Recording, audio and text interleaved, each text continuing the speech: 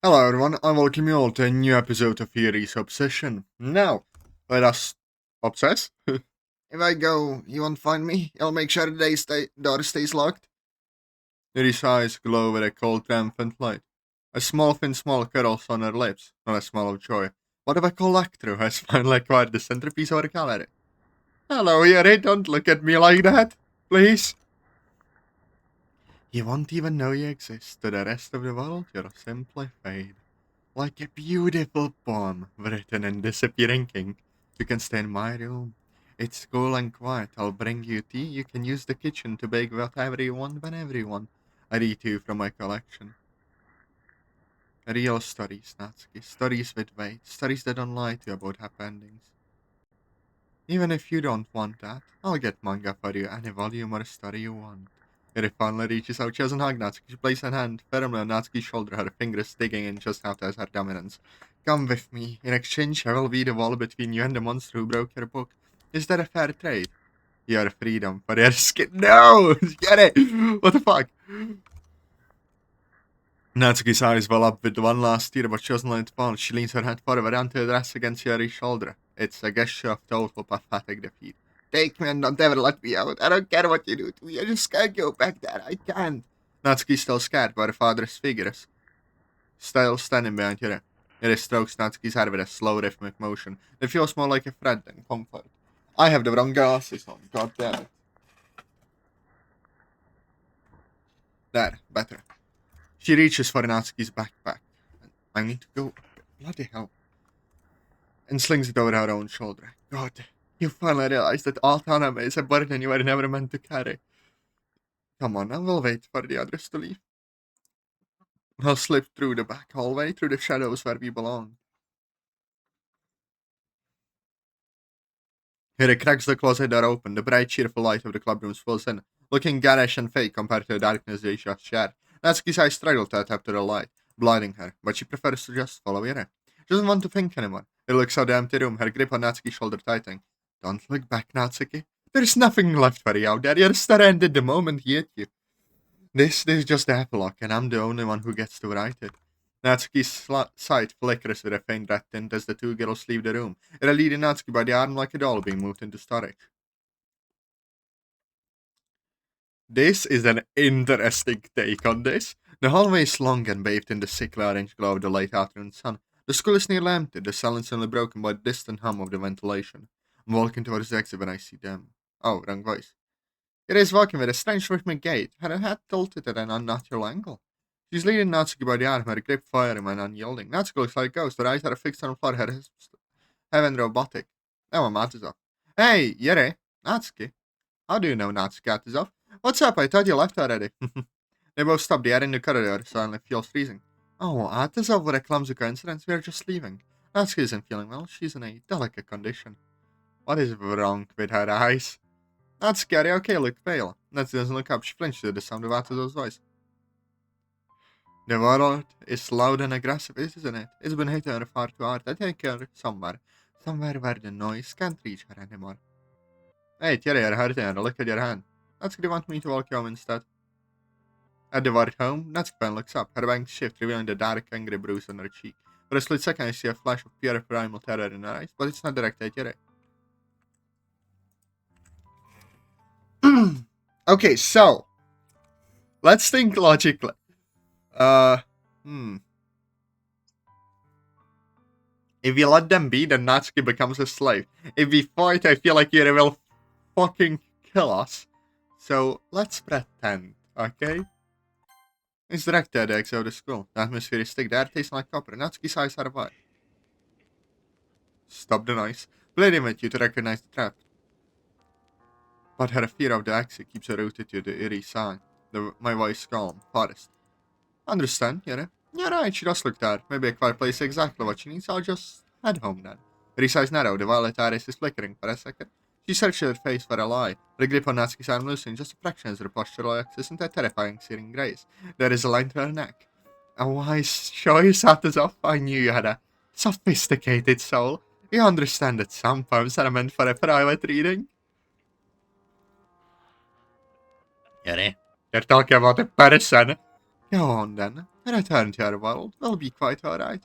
Natsuki heart visibly sinks. The flash of terror in her eyes turns to a hollow with all despair. Things had abandoned her. Yuri begins to lead her towards the stairs, and you turn your back, walking towards the exit. Are the only one who can hear the sound of her footsteps echo. You wait until you hear the heavy fire door at the end of the hallway creak open and shut. You stop, you turn around, you don't exit, you move silently, your footsteps now making no sound as you follow the trail of purple static they left behind. You follow them through parts of the school you've never seen, hallways where the walls are covered in unreadable shifting text. You watch from the shadows as Yuri leads Natsuki into the basement archives. They stalk into her the whole time, her voice a constant hypnotic drone. And once we close the door, the noise of the player will be nothing but a fading memory, like a smudge of ink on a thumb. Then enter a heavy iron-bound door. You wait, you count to 10, then you push the door open, just a crack.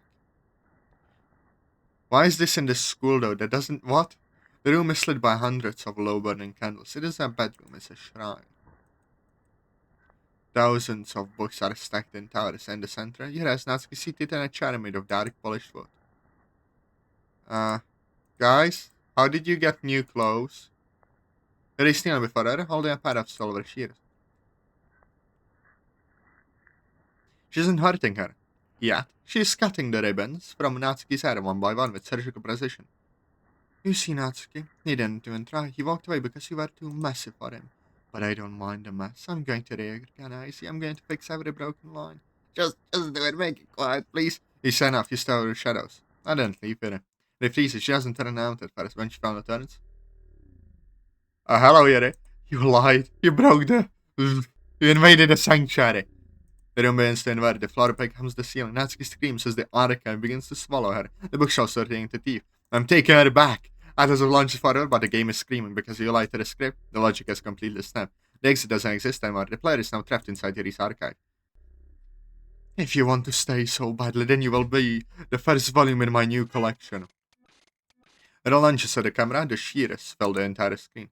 So what do? You aren't supposed to follow them. I can't fix this. The entire space wasn't coded for you. I just waited until I got there. If you had waited just a minute. The game couldn't handle you as a witness in the archive. It's deleting everything to protect the code, including you. I'm sorry, but you should have just walked away. The skin tone's black.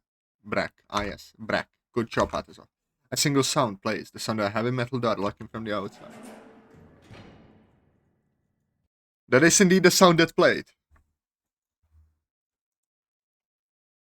Ah, come on, it crashed the game. Alright, so back to this. Let's fight them. Natsuki is seeing the end of the battle. She sees the code behind your eyes, and she knows that by you standing there, the world is being forced to choose between her safety and its own existence. Why do you persist, Atazoth? Why must you stare every time you look at that nice where reality cracks on the skin? You think you're a savior. You're a parasite. You're the one feeding on her sorrow to satisfy her curiosity. It doesn't reach for Natsuki anymore. She reaches for the camera. Atazoth, she's deleting the input. Run! If you still yell. The screen flashes a blinding violet white. The Xbox simply reads. Oh. No, don't crash again. God bloody. No. Stop. The camera drops. You are no longer looking at them. You are looking at the floorboards of the hallway from a stealthy, statical perspective. You cannot move. You cannot click. The presence in the game has been killed to the corpse of data. The screeching ventilation falls silent. The only sound on the left is a slow, rhythmic drip, drip, drip of liquid code hitting the virtual floor. Monika walks in the frame. She doesn't look like the president of literature club. The uniform is tidy as always, but she looks pissed. As she looks down at Atazoth's perspective, a look of absolute clashing defeat.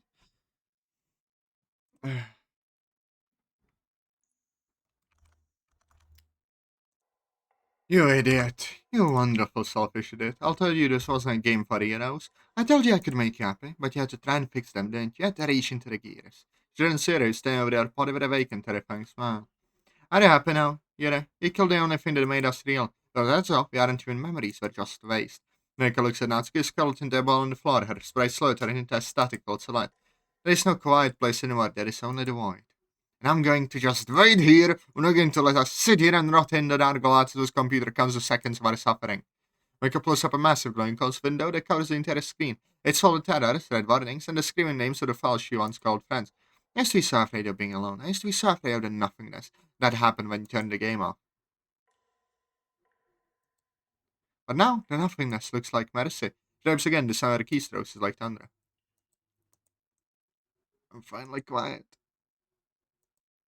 Thank you. Natsuki character successfully. Like a stop, she is the only thing left to have all the white static. She looks directly into the lens of her monitor. Don't try to find a status of, don't try to reinstall. There is nothing left to download. I'm taking the hallway, the school, the cupcakes, and the blood. I'm taking the archives and burying them to the ground. Please for the final line of code. I'm sorry I can be your favorite. I'm sorry it's had to end like this. My story without her either.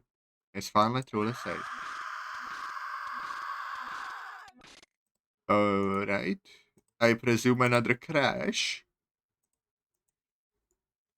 Like a character deleted successfully. Hello? There's no more data to display.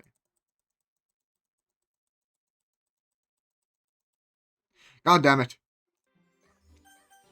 Alright. Well then, the last ending, I guess. Let them be. Is direct at the exit of the school. No, I'm going with the right. I want to go to the quiet place.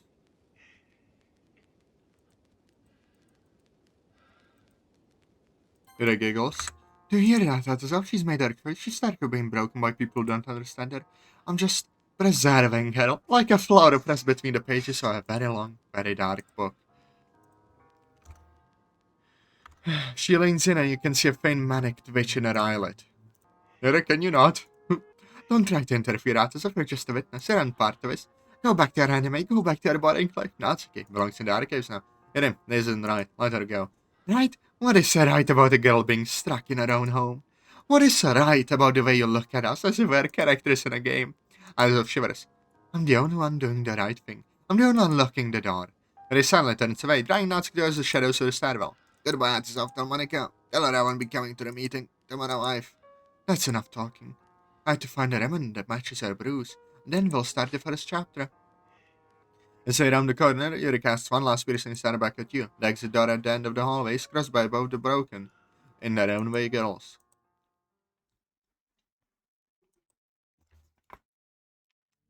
Suddenly, Monika was standing there. She turned to her daughter. She wasn't bald. She simply appears in the corridor, right where Atos was staying months ago. Monika stands alone in the hallway. She isn't looking at her paper. She isn't smiling. She is staring at the empty space where Natsuki and Yuri usually sit through the window. She stares at the stairs leading to the exit. So she actually did it. Monika says, a sound full of exhaustion rather than surprise. She walks towards the spot where Yuri was standing. She bends down and picks up a single pink ribbon that Natsuki must have dropped. It's frayed at the edges. And Yuri was becoming unstable. The Act 2 parameters are always so messy. But I didn't expect Natsuki to break hers. I'm just stronger than that. I thought her toughness would keep the script intact.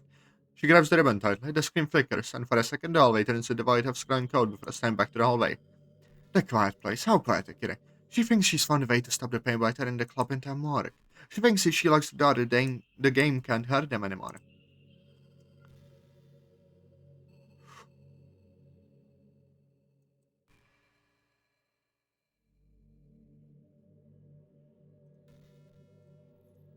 But there is no quiet place in a world that's rotting from the inside out, is there? It isn't protecting her, she's just achieving a tragedy. She's turning Natsuki into a static image because she's too obsessed with the beauty of her suffering to let her actually heal.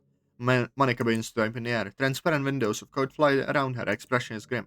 If I let them stay like this, the script will lock up. The game will freeze on the image of Natsuki in that basement, and Yuri stare at her forever. And I can't have that. I worked too hard for this. I know that without them here, the player won't show up, because I'm not even an option. She pauses and hovers over a string of code labeled Natsuki's character. Poor little Natsuki. She was so desperate to escape her father that she ran straight in the arms of a girl who wants to turn her into a specimen. A doll, a trophy of pure sorrow. I could delete the father, I could fix the home life, but I wouldn't bring Katsuzu back with it, as a love, because it got too real, too ugly. She does fly enough code, the school bell begins to ring, but the sun is started like a screenplay in reverse. Let them have their quiet for a few days. Let her enjoy her little collection. Let Natsuki believe she's safe in the dark. It's the only mercy I've left to give. But when I pull the plug, it's all going to vanish. The house, the basement, the bruise, and the knives. If I can't have a story that works, then no one gets to have a story at all. Monika snaps her fingers, then the screen turns white. I'm sorry, Natsuki, but the flowers aren't meant to be pressed, they're meant to wither. The house is silent, not the empty silence of Natsuki's home, but I have a deliberate silence. Like a cathedral after a service has ended. There smells of old paper and dried lavender. The closed door, there is no slamming. She turns the key with a soft metallic click and slides into the pocket. Doesn't look back at the door. There, the house well has simply ceased to exist. Step into the light, Natsuki. I don't want you to trip. This doesn't make sense. Natsuki stands in the hallway, stored in a broken manga. She looks at the high ceilings and the shadows that seem to swallow the corners of the room. It's so big, Ada friends. Either way, they prefer the silence of travel, not just us and the books. It walks over to Natsuki. She doesn't grab her. She simply lays her hand behind Natsuki's back, guiding her forward with a gentle but firm pressure. It is the way one handles a fragile vase. The entire room lined from the floor to the ceiling with dark wood shelves. Thousands of spines stare back at them. In the center there is a single leather chair and a small table with a basin of water and a white cloth. Sit, you've been through a chaotic transition. We need to begin the preservation process. What is she talking about?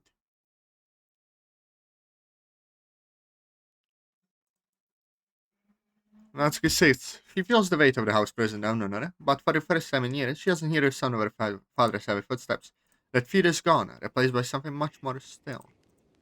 What are you doing, Yuri? Yuri dips the cloth into the water. She brings out with a rhythmic, precise movement. I'm cleaning the edges where a page is torn. Don't throw it away. You smooth the fibers to protect the integrity of what remains. She begins to dab the bruise on Natsuki's cheek. Her touch is incredible light, almost clinical. She stares at the purple mark as if she is memorizing its shape. You were so loud before, Natsuki. Always shout, always trying to prove you're made of iron. But iron rusts, iron breaks. She moves the cloth lower, clear a small scrape on Natsuki's neck.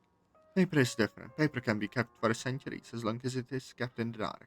Away from the heat, away from the hands that don't know how to turn the pages. But it sets the cloth down and reaches for a long silk ribbon on the table. It's a deep nude crimson, the exact color of a scab. Is that for my hair? It is, for her spirit. I mean to bind the chapter to Ruben tied a ribbon to Natsuki's hair, her fingers moving with the grace of an artist. She leans in close, her breath cool against Natsuki's ear. You don't have to be tough here. You don't have to be anything at all. I have a room downstairs. It is the heart of this house.